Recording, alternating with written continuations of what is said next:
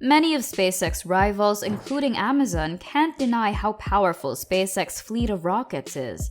No wonder Amazon's senior vice president, Dave Lim, has recently said that the company hasn't ruled out asking SpaceX for help. This means that Amazon will use SpaceX to get its Project Kuiper satellites into space. This also means that Amazon may be changing rivals into partners. How interesting! But is all of this worth it? What kind of benefits will it bring to both SpaceX and Amazon? Welcome to Smarter Tech for all interesting trending technology news. We keep you updated always. And without further ado, let's get started. An Amazon executive claims that despite 2 of the 3 speculative rockets it bought announcing launch delays days apart, the business might still ask SpaceX to launch some of its Project Kuiper broadband satellites. Amazon started the Kuiper project in 2018. At least 2 of the top workers sacked by SpaceX CEO Elon Musk for being overly cautious while supervising the company's Starlink satellite broadband program were hired right away by Project Kuiper. However, the launch of Amazon's prototype satellite has been delayed from late 2022 to early 2023, 4 years after the corporation secured an FCC license to build its 3,236 satellite Project Kuiper constellation, which seeks to compete directly with SpaceX Starlink. So far, Amazon has signed 77 firm launch contracts since April 2021, but only 9 of them are for a rocket that has already flown, United Launch Alliance's Atlas V. The remaining 68 are split between ULA's Vulcan Centaur, Arianespace Ariane 6, and Blue Origin's New Glenn. None of these rockets have tried to launch yet, but they will in the coming months. On October 10, ULA CEO Tory Bruno told reporters that the launch date for Vulcan Centaur had moved from late 2022 to early 2023 at the earliest. Vulcan is the most important rocket for Amazon's Project Kuiper plans. It is expected to launch over half of the Kuiper spacecraft and has 38 of the 77 solid contracts. 9 days later, Ariane Group and the European Space Agency said that the late 2022 target for the first launch of Ariane 6 had also been missed.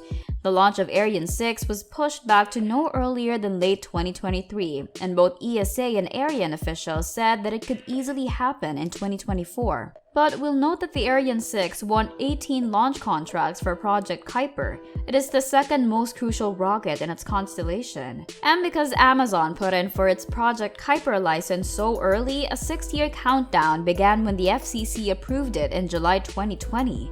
If Amazon doesn't launch at least half its 3,236 satellites within 6 years of getting the license, the FCC could take it away. Even though it is unlikely that the FCC would take away a constellation's license if it were close to meeting its deployment goals, the deadline still shows how far behind Amazon and its suppliers are.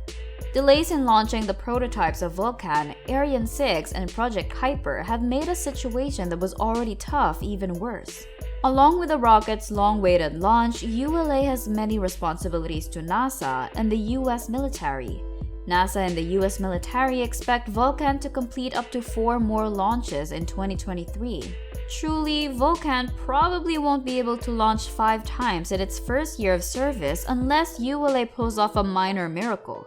And as you can remember, Atlas V and Delta IV rockets from ULA took 2.5 and 3.5 years to reach that point.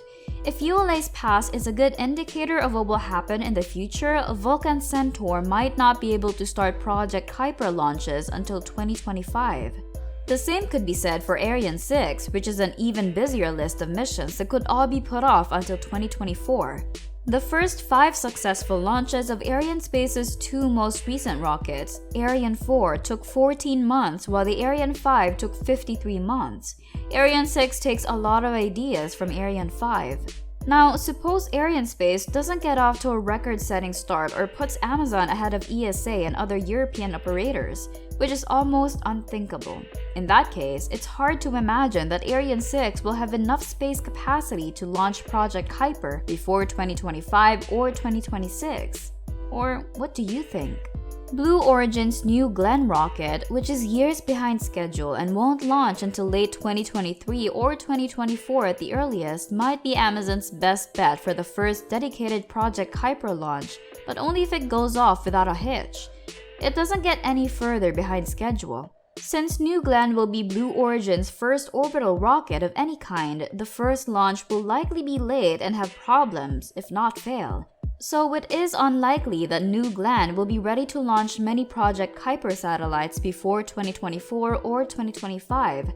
Given how well its suborbital New Shepard rocket has worked, it's also unlikely that Blue Origin will be able to speed up the launch rate of a much more complicated orbital launch vehicle in a short time. While only the Atlas V looks like it has a good chance of starting big Project Kuiper launches before 2025, but ULA is stopping production of the Atlas V from switching to the Vulcan, so Amazon can't order more than 9 of them. The truth is, Amazon's Project Kuiper already has a lot of problems with the rockets, and the delays with the satellite prototypes will make it even harder for the company to start large-scale launches as soon as possible. Evidently, SpaceX now owns most of the working satellites in orbit. It took the company about 21 months to go from launching its first 2 prototypes to launching its first batch of 60 working Starlink satellites. The final design for the satellite was very different from the first 2 prototypes. Now, suppose Amazon's prototypes launch with Vulcan early in 2023, work well, meet or beat expectations after just a few months of testing, and are close to the final satellite design.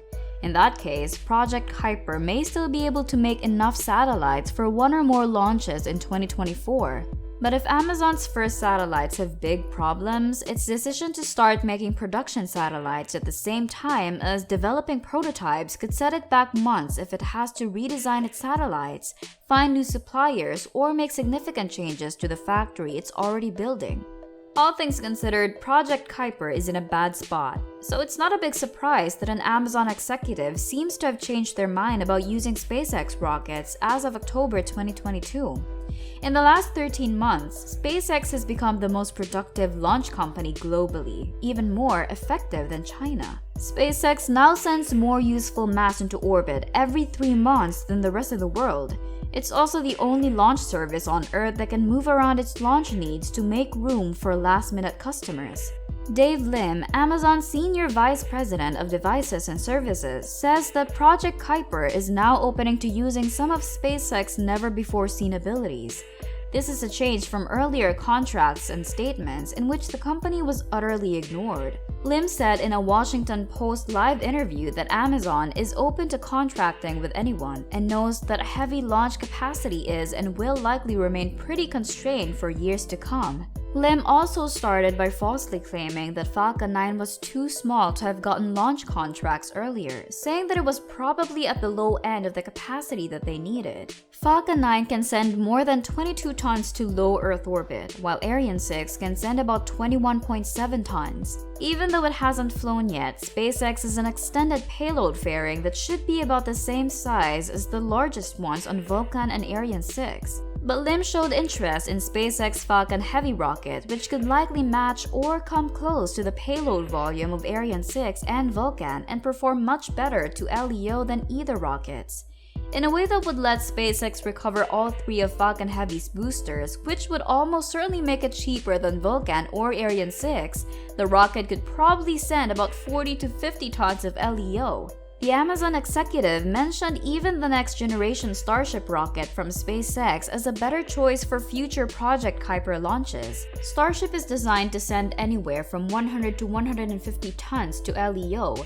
It should cost even less than Falcon 9 or Falcon Heavy, and its payload bay will eventually be bigger than even the huge fairing on New Glenn.